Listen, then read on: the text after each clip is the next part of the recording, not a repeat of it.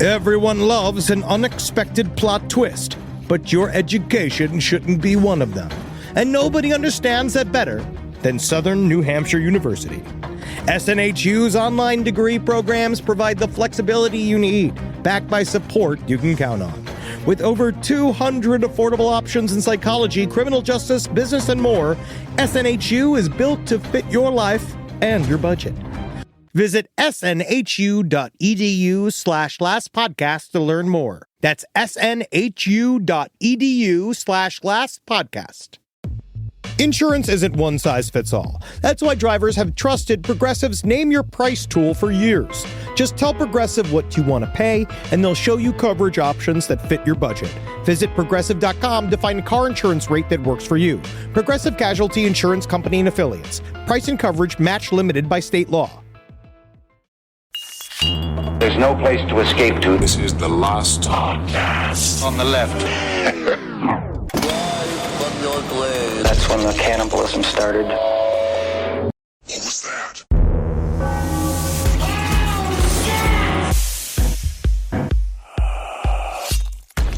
Eddie, I'm scared today.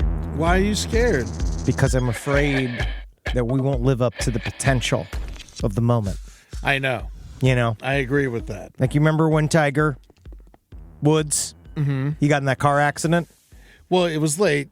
I know. Yeah. I think he was inebriated, but I don't know for sure. He was focusing on his recoup. Yes. Which is what distracted him from driving. That's what I'm afraid of. You were driving like a maniac this morning. I'm in a cutting phase. So I'm actually, the problem is the creatine makes me aggressive. But today we have something extremely special for you. Happy Halloween. It's a very special, unique, we've never done this before. It's just a one-off interview with an actor that fascinates. Someone that brings something extra to the table, as it were. And we're excited to have this person. We're not being paid. No. To push this. Oh, he's gone. And we lost him. Oh, well. Oh, we can still hear him. All right, well, that's fine. We'll keep going. That's fine. Oh, man. I love just how it's spooky even talking to you over Zoom. We can't even really, just to even bring the audience in, we had a little bit of a technical kerfluffle, but it's still frightening. Because we're watching, it's like, it seems like, I don't know why, I don't know what it is, but your energy that the tubes are afraid of. But we have one of our new horror icons. Yes. We're very excited to have the actor who portrays Art the Clown, nay, is Art the Clown, David Howard Thornton. Thank you for being here.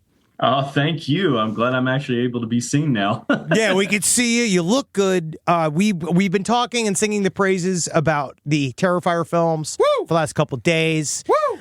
Surprise! It's like I feel like the entire country is sort of surprised at how much they've allowed themselves to like the films. It's a bit crazy. Yeah, because like when you look at it, you're like, this is for nobody, right? Like, you know, like if I showed this to my mother, she would puke and die.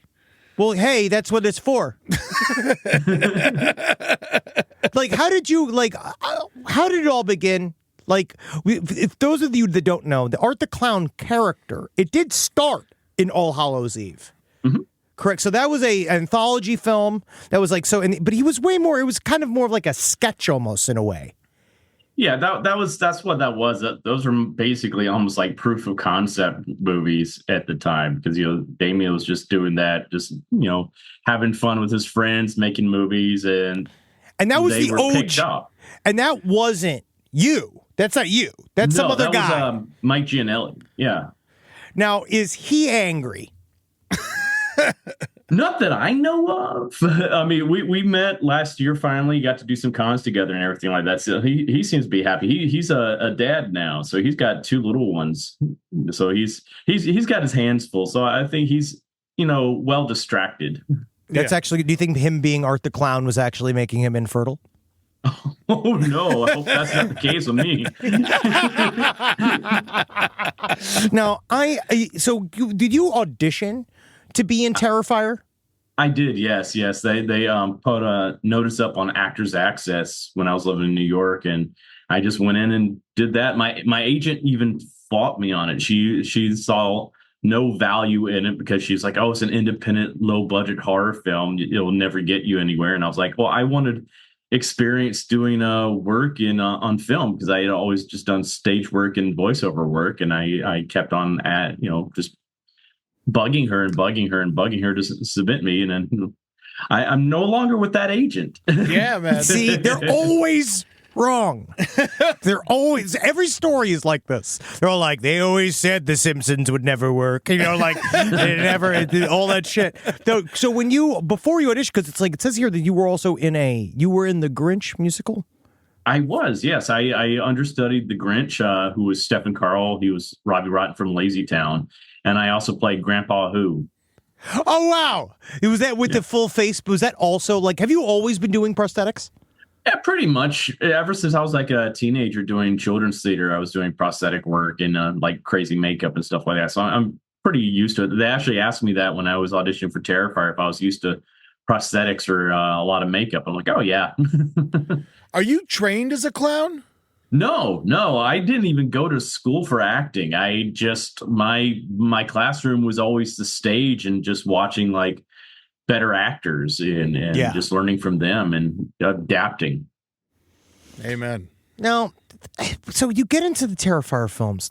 I personally, I feel like some people call them, the first one is probably the closest to a straight up torture porn versus any of the rest of them. Now, when you are preparing for something like this, in terms of the amount of what the grisly stuff that you have to do, I know that on a set, it's not that emotional because everybody's having a blast. Everybody's laughing and having a good time. So, what do you do to prepare to essentially do wanton violence? Nothing. Yeah. I don't know what that says about me. I just go in there and just do my thing. I mean, they have given me some instruction on set, how to do certain things with certain weapons and stuff like that. So, on part 3, I got on the set training on the proper way to actually swing an axe at object, I guess you could say. Yes. Well, because you could tell you really, and this is not, you progress in the fleshing out of the character of Art the Clown so successfully through 2 and 3, which is I actually thought it was very interesting. You can kind of see you get more comfortable as you go. Is it because of Damien Leone or is it on yourself? Do you feel when you are that style of character? I did a full thing on Adult Swim where I was fully body painted for many years. And on some level, when you're in that amount of makeup, sometimes I feel that a director, as much as I love Dave Willis, he's like a friend of mine, you know what I mean? We're close. At what point I was like, am I a prop? Am I literally a piece of costuming, or is there a man in here? Do you God. Yes. I've had directors like that before, especially in my stage days. There's this one director who would micro direct everything I would do on stage down to okay, I want you to turn your head at this angle on this line. I'm like, oh my God, is any of this mine? It's or am I just a puppet here for you? But I mean, Damien is completely opposite. He's very actor-friendly director. He's willing to hear ideas, and I would say more. He directs me more on the killing in the horror aspects of everything. When it comes to more the comedic bits, he'll give me some ideas sometimes, but most of the time he's just just go play. We'll see what we come up with. It's the entire bar scene. He basically let Howard, Brad Stryker, Danny Roebuck, and I just play for 2 or 3 days on set, and that was just fun. It was crazy because in Terrifier 3, it's each scene is a different genre of horror movie.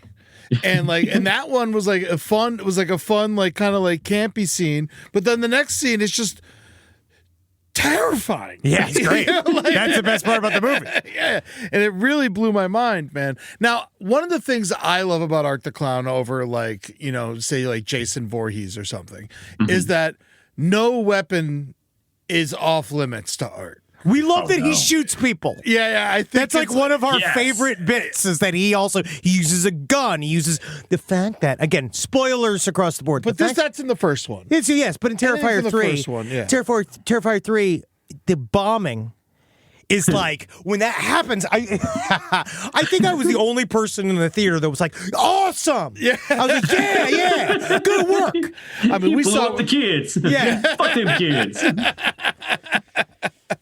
But is there any weapon that like would be off limits for Art, or is that would you know? Like, if I asked you about the lore of Art, would is that even like something that you have control over? Or? No, I think everything's totally within bounds for him to use as a weapon. He likes to play. He likes toys. So it's like, I love that idea with the bomb too. That was a brilliant idea that Damien had, and you actually see me. The bomb being assembled during that one little bit there, and people don't see that, and I'm like, I was like, the bomb sitting right there. There was like a thing. There's that little moment where it's like, oh shit, where's that bomb gonna go? Like that was like the first thought I have, and I think that what you guys do good, which is like I know that technically it's like a film trick, but I love the little pieces in the beginning, the seeds. Mm-hmm. And then you're going to see each one of these pop off. Like the beginning is so good in a Terrifier movie because it's setting the tone of this person's going to be dead and that person's going to be dead and that person's going to be dead. You love all this. You love all these people. They're all dead. And I'm that's my favorite. Oh yeah, Damien's great at that. He is so good at planning everything out and just dropping little hints and everything there. I mean, he's been doing that from the get-go with the first film. He's been dropping little seeds and stuff like that people still are starting now to pick up on. That's why I get so irritated when people are like, "Oh, there's no plot to these movies." Like, "Oh no, there most certainly is a plot." Oh yeah, there very much is. Certainly. There was some I think TikToker or something like that recently posted a video going over the plot of 2 and 3, especially, and all these things. I was like, wow, this guy totally gets it. He totally understands what we're doing. Even Damien commented on him and said, dude, you nailed it. My first thought when I saw 2 and 3, it was like, that's Elm Street 3 and 4. Yep. And then we're careening into, you're going to go straight into the lore, like in Terrifier 4, when it probably will happen, is that it's going to go deep into the lore. We're now going to go into Art the Clown's full world, which excites me a great deal. Oh, yeah, it excites me too. I mean, I know a few things that, he's got planned for part 4 or part 5 or whatever he's going, because he's still trying to, I think, decide if it's going to be 4 movies or 5 movies, because he's got so many ideas. I'm thinking he's probably going to have 5 movies at least. It should be. Well, this is my question though: is that do you get afraid of yourself? Like, it's hard as an actor. I feel like as a person, you're like, I'll come back for 9 of these, right? Like I can do Art the Clown forever. But do you ever feel like that you maybe yourself could end up jumping the shark with Art the Clown if you go too far? Like, is it a thing that like if he's doing 8, 9, 10, and you're gonna be like, maybe it should be a lady, maybe it should be like somebody some other version of the clown. Like, well, there was a lady, yes, who's great. She's got to come back, right? Who knows? I have no idea. He's keeping so many things close to his vest right now. So I'm just like, he likes to surprise us as well. So he doesn't tell us things until we read the script and we're like, oh shit, are you kidding me? So I have no idea. But to answer the question, I totally get afraid of that. I'm totally afraid of going too campy with things, and because I don't want him just to be just how Freddy became later on after Wes Craven lost control of the character. We literally were talking about this right before you came on. Yeah, it's the touch. Because the key is the touch. I've always loved, again, Freddy Krueger's probably my favorite icon because he's funny. Yeah. But you know that the movies aren't as good. It's like this double-edged sword where the movie is not as good. Yeah. You know that the later Elm Streets are not as good, but I'm like, just put Robert Englund in my veins. It doesn't even really matter. Yeah. But that's definitely something we've been very conscientious of since the very first Terrifier film. We're always trying to walk that line of going too campy with the comedy in this. And we do film some scenes where I do a lot more comedic takes on it. And then we're like, okay, that's just too far. But like we have it there just in case, because you never know, you might find something from it you can use. I look at like the torture scene in the first film where I've got Tara tied up to the chair.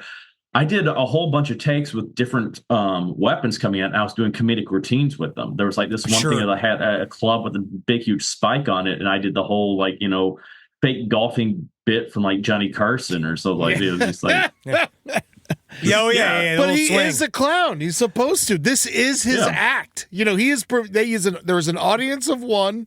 And it's Art the Clown. He's obviously having a very good time. Exactly. And that's the thing. We have to still acknowledge that he is a clown, so he is having fun, but we don't want to go too cartoonish, campy with it all. We don't want to totally jump that kind of shark. We still need to keep it in that realm of believability and horror as well.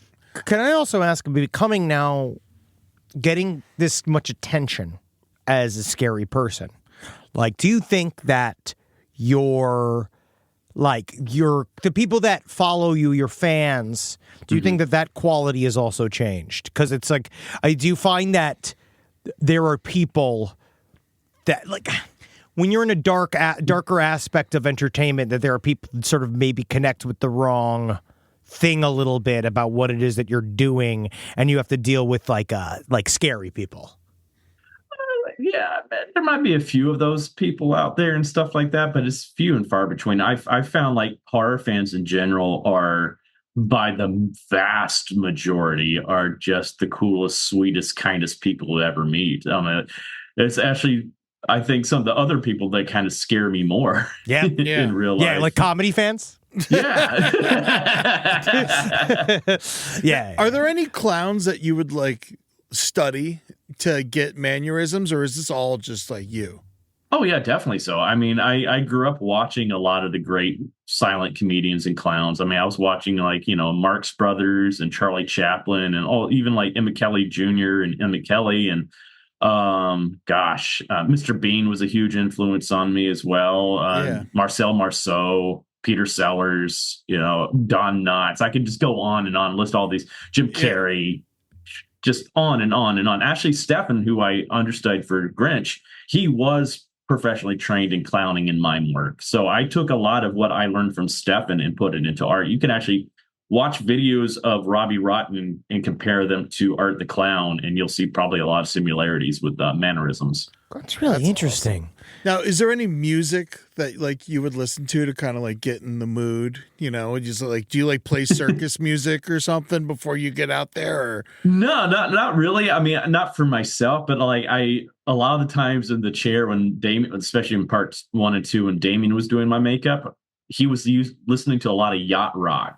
Yeah, sure. Yeah, that's what I think is so funny. People probably think Damien's like this hardcore badass listening to heavy metal all the time. No, man, he grooves to yacht rock.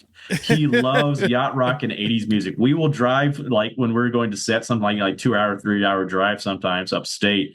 We would just be sitting there listening to like yacht rock and 80s music the whole entire time, just grooving out. That's just how we are. But like for myself, though, I will sometimes just, for shits and giggles, put on something. I sometimes would like to put on like the song, Danny Elfman's song from the first Batman movie with the Joker's like Waltz to the Death. Oh yeah, I think that's just always just puts me in that little wacky, little mischievous, evil clown type of mode. So sometimes I will just think that in my head if I have to go a little bit nuts, I guess you could say. Yeah. In the scene. Do you feel like now that the movie got, like, Terrifier 3 probably got the biggest, like, budget, the most legit budget.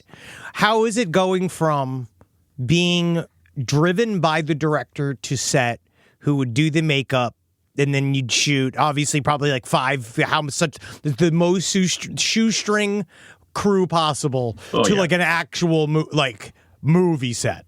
Like, how, like, is there anything you miss, or is there anything, what's better?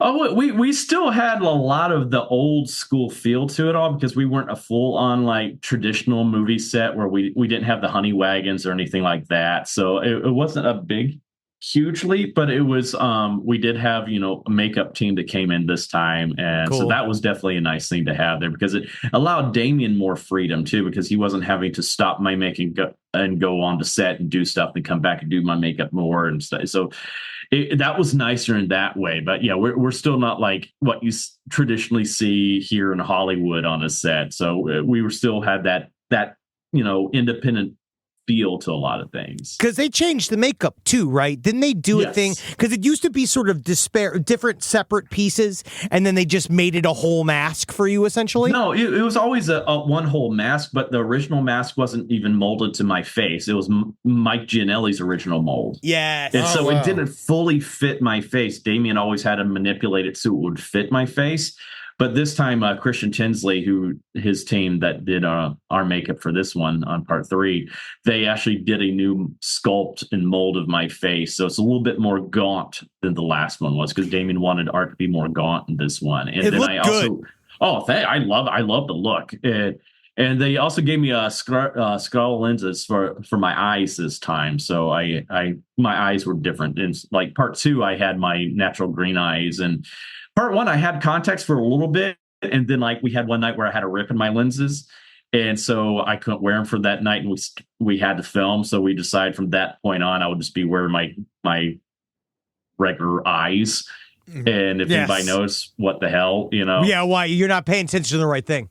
Yeah, exactly. And I kind of just say in my head, like the eye color changed after he got knocked out by the exterminator. So I was like, oh yeah, the contacts popped out, and so now that's why. Sure, yeah, definitely.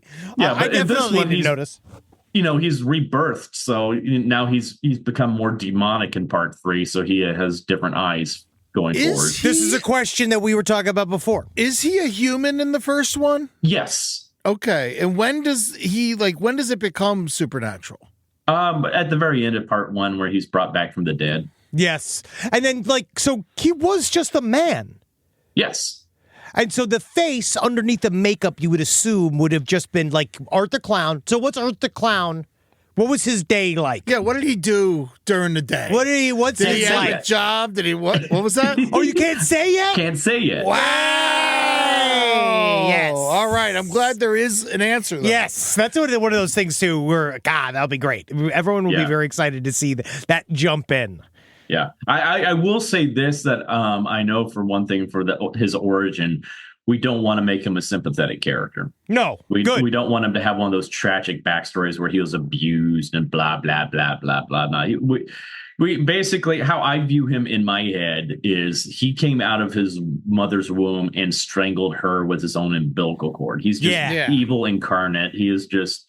That's why hell latched onto this guy. He's like, this is our avatar on Earth. We love He is this pure guy. Evil. Yeah. Yeah, we love this guy. Yeah, it's like it's the same variant of he's from the seed of 1,000 maniacs. Yeah, exactly. He was just born evil. That's the thing, is like, I do genuinely believe there are some people that are that way. They just came out of the womb and they are just fucked up in the head. I knew a kid like that when growing up, where he was this kid that lived across the street from one of my best friends, and I saw him flat out just take glee in killing, squirrels. Yes. Where he would like shoot them with his BB gun and watch them bleed out, or he would just strangle them himself.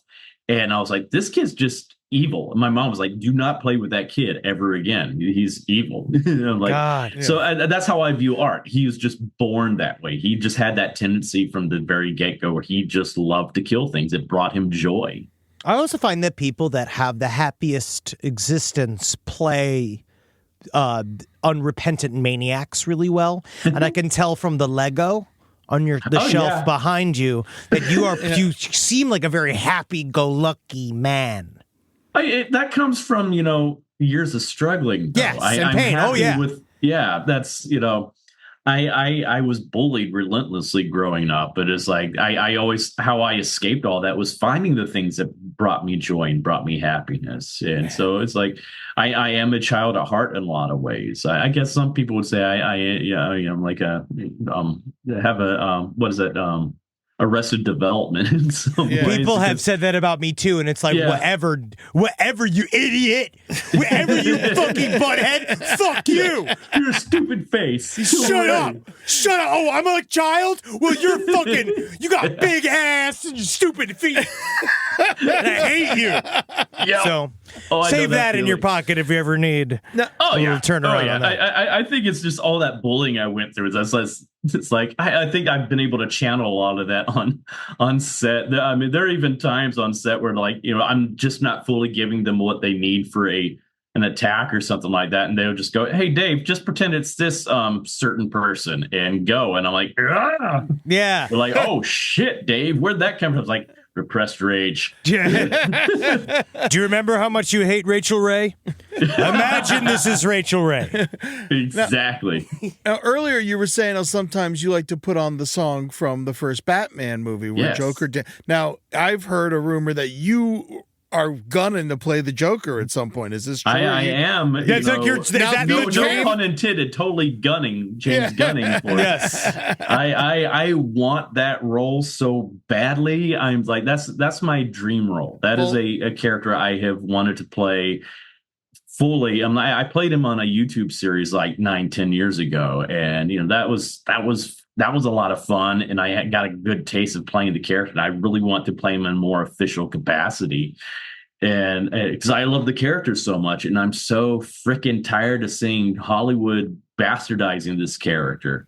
Yeah, I miss Cesar Romero Joker. Yes, Yeah. I miss over the top, ridiculous Joker. Well, yes, I'd and say you can do that and be sadistic and evil and scary at the same time. And look at what Mark Hamill did. Mark Hamill revolutionized that angle of Joker. Exactly. He that's why Mark is my favorite version of Joker, because like he truly understands that character.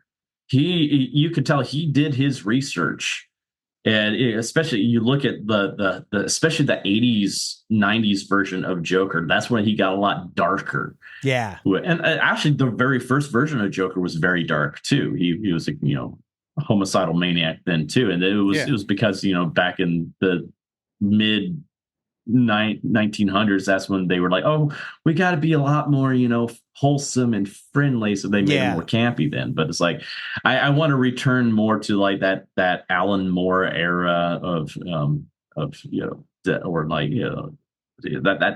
kind of dark Joker, Killing Joke. Have you ever thought about it? Let me pitch this to you. All right. You do a thing where your movie is everybody's calling you the Joker, but it's revealed that it's a musical in a courtroom. Listen. It's a musical in a courtroom. And you've never been the Joker at all. And the only time that you ever even admit to not being Joker is after you've been group sexually assaulted by a bunch of jailers. So what do you think? Is that something you'd be interested in? No. Man, isn't it crazy that you, as Art the Clown, defeated the Joker this year? It is. That's the only thing I want to remind you, dude. Is that technically you won. Technically, you beat the Joker. That's insane when you think about it. And what's even crazier about it, it was Art the Clown versus Arthur the Clown. Yes. Wow. Yeah, I didn't even think about it. Yeah, it was Arthur too. Which was insane. It's just like, but he was never a clown. Yeah. Well, kind of. He was a street clown. He was sort of. He's a street clown. Yeah, I guess he does. Yeah, I guess in the end, if you call yourself one, then you are one. So how else has your life kind of changed? Or is it just like, I guess if people say shit like this, I know that I'm certain that the money's just rolling in. It's not really rolling. It's starting to. It's going to. It's though, a nice man. trickle, which I'm okay with, because I spent 13 years of my life basically struggling to make ends meet, waiting tables in New York City. So it's man, I hear you. Village Poorhouse over here. Yeah. Where'd you work?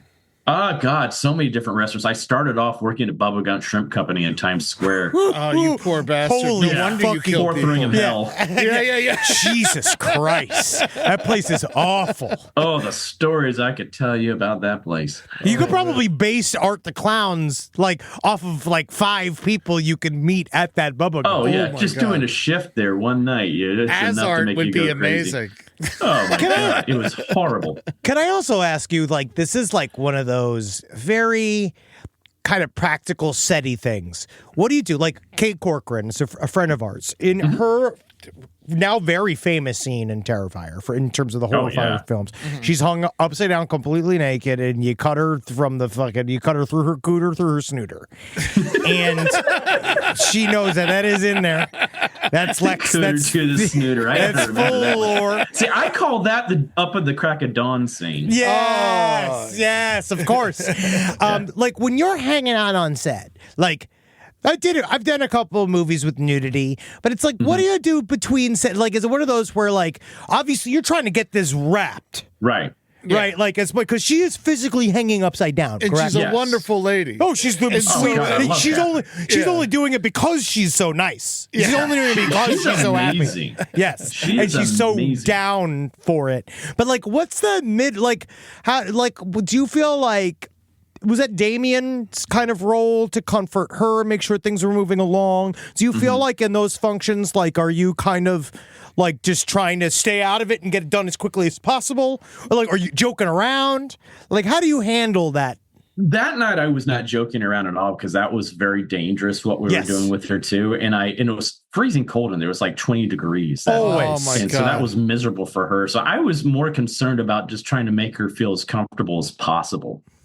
Yeah. I'm like that all the time. I'm like, with especially any of the fight scenes, I'm always trying to check in with my co-stars, making sure they're okay and everything. I think they probably get annoyed with me because I'm always saying, "Oh my God, are you okay? I didn't hurt you or anything like that."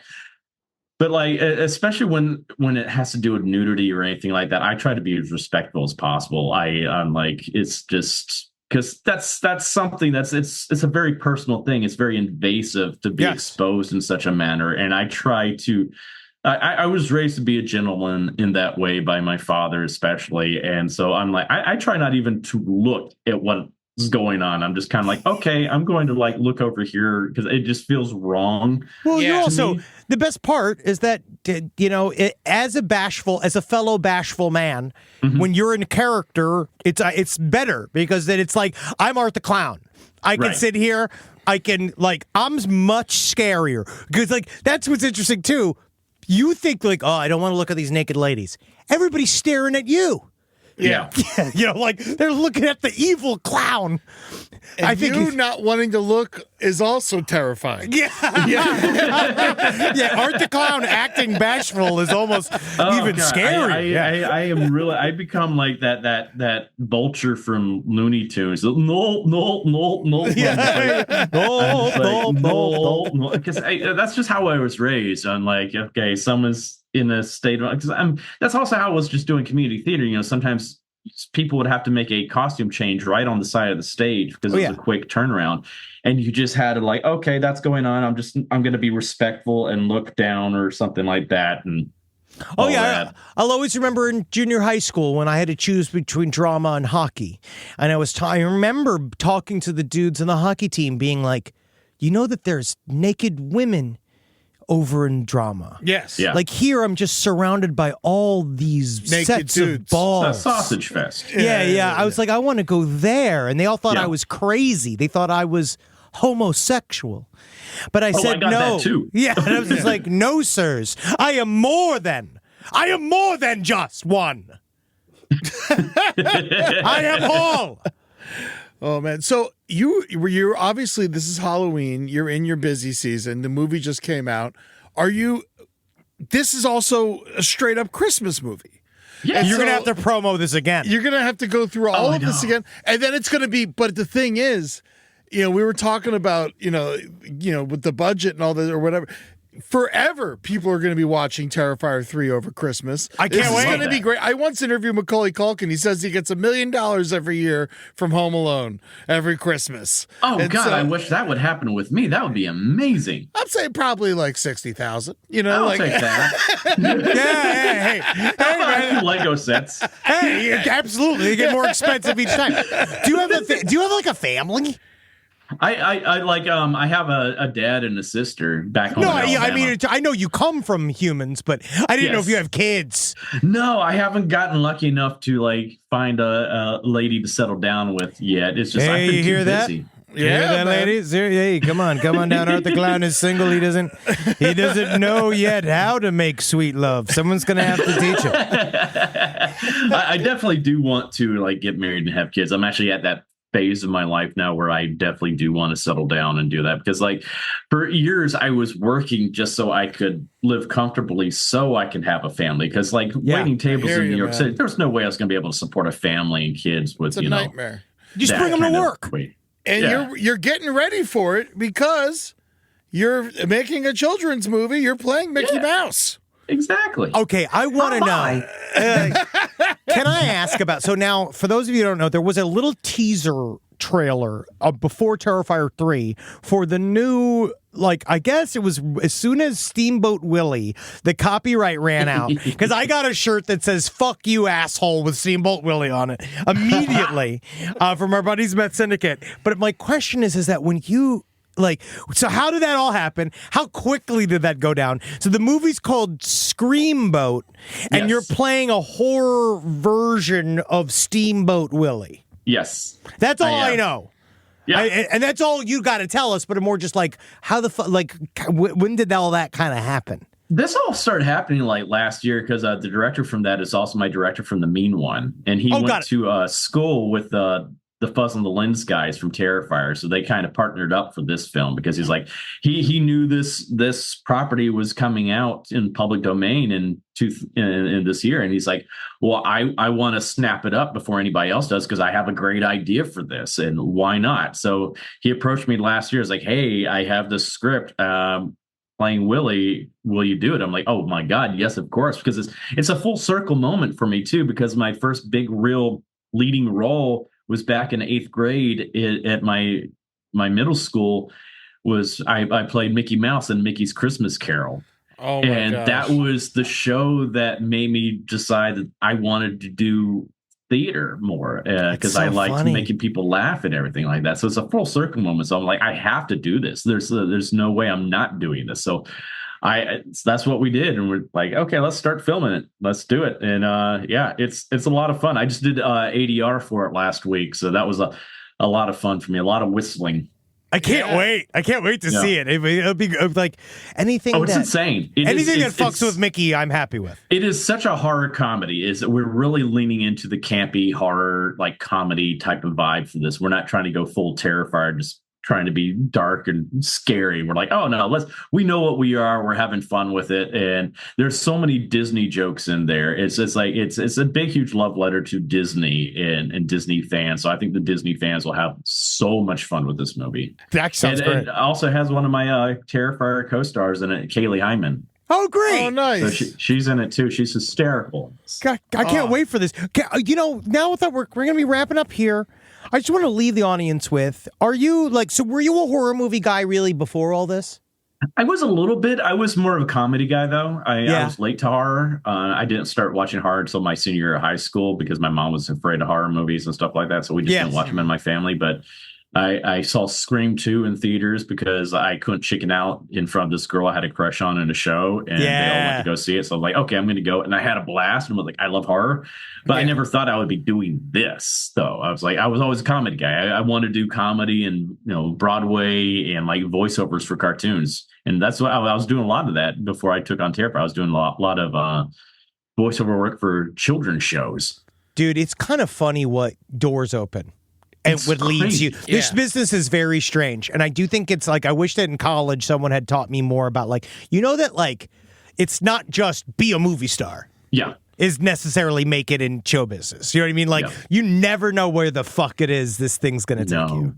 No, you just got to, I learned a long time ago, you just got to go with the flow. Wherever it leads you, just go with it. And I'm glad I did that because I wouldn't be here. I would still probably be waiting tables in New York City right now, struggling to get by. Yeah, think about the things you didn't get that you were angry about, right? Or upset or sad about. Now you're now you're doing something else. I was up for 5 or 6 different Broadway tours right before I got Terrifier, and they all fell through for me. And I was very frustrated. I was in like final callbacks for like Susan Stroman and Roger Reeves and all these people. And I was like, oh my God, I'm so close to getting something. And so why won't something stick? And there's a reason for that, because if I had gotten any of those, I wouldn't have been able to do Terrifier. And who knows? Isn't that weird? You fucking are crazy? One of the all-time horror icons now. Yeah, it's in there now. 3 really solidified. Isn't that fucking crazy? Isn't that ridiculous? Yeah. It's weird. It is very. I mean, I was just walking down the street here in Burbank the other night, just getting dinner. I had my glasses on, everything. I was a little bit disheveled because I had just gotten off the airplane, and this one woman just recognized me right there on the street and like ran up to me and was like, "Oh my God, I have to say something to you." And I'm like, "I'm amazed you know who I am." Yeah, and so eventually you're gonna get a lot of like, "Kill me, not coming, kill me, pretend to choke me, pretend to choke me." And Burbank is a horror town. Oh, too. it is very much so. Well, so is there any like, what's your favorite horror movie? I really love just Wes Craven in general. I'm a big Nightmare on Elm Street fan, also big Scream fan. I love slashers. That's always been my favorite genre of horror movies, is slashers. I think they're just fun. So for tonight for Halloween, what are you doing? What's your plan? I don't have any plans because I'm going out of town. So for Halloween, you're traveling. I am traveling on Halloween. It makes me upset. Disappointed. That's a true spooky professional. That's a true spooky professional. It's called a work day. It's a work day. It's the busy season, we call it over here. Yeah, it's crazy because everybody's like, "What are you dressing up as?" I'm like, "I'm going as myself because I dress up all year long as other characters." So I was like, "I'm going as myself." You'll have other years where you'll celebrate. Yeah, exactly. Yeah, and then you'll celebrate, and you'll get eventually you're going to be the point when you're doing Terrifier 15, just being like when you're in a full scuba suit and on the water set, you're just going to be like, "This is the last one. All right, I'm not." You're like screaming over a tender green salad, being like, "I'm not doing this again." You know, like just cut to that.